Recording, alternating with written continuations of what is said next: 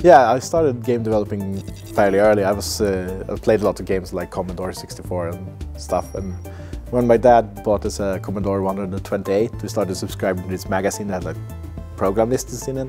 And I started just entering them and kind of started playing around with programming from there. Then it took a while until I actually started going into like game design, mostly just doing like engine programming first. Felt very basic because I was very young, but still. Yeah, the biggest change came really early when I kind of got the freedom to do whatever I wanted. Like, if I wanted to make a game in a certain way, I could do that.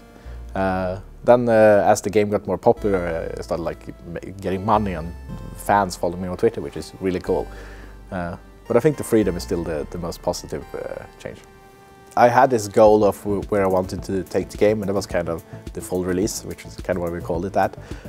But there's so much we can add that we keep finding out. Like one thing we really wanted to do, but for some reason it kind of slipped between the chairs, was the mod support. Because lots of people are adding really cool stuff, and we want to embrace that more. And also, like, we started working on the villagers, and that didn't really finish in time, and so we're going to keep working on that. And we have lots of like surrounding features for it that we want to add. And, I mean, we have lots of stuff that we could add, so we're going to keep working on this basically for as long as people are buying the game, I guess.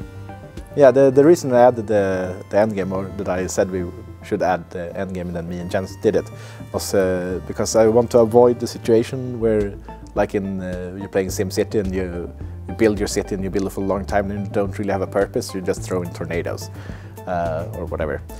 I think I'm very inspired by roguelikes that have a goal that you can reach and it's very difficult, so you never really reach the goal, but it doesn't really matter because losing is fun.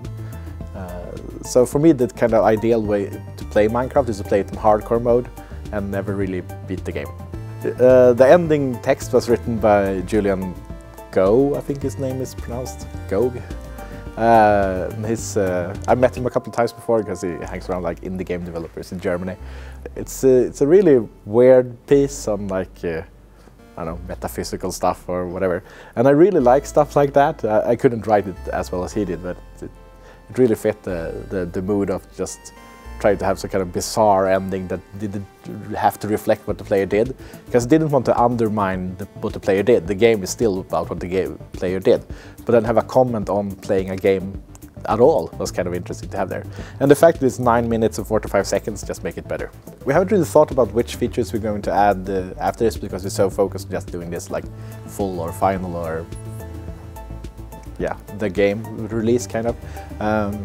One thing we've been talking about is the villagers, because we hired a guy who's really good at like AI programming. So I know Jacob wants him from Scrolls, but we also want him for Minecraft. So yeah, Scrolls is a game that me and Jacob thought of a long time ago, and it's kind of changed form a few times, but it's still kind of the same idea. And when we started Mojang, we did it because we wanted to just make games, both of us. So I've been working on Minecraft and he's working on Scrolls, but we were both kind of involved in each other's games. The biggest, the thing I'm the most proud of in Minecraft is the way the community is so engaged in the game.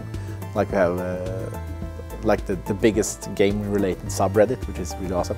And like lots of people on Twitter are talking to me about it. I get lots of email, and people are really like engaged in what we're doing, and I think it's really cool.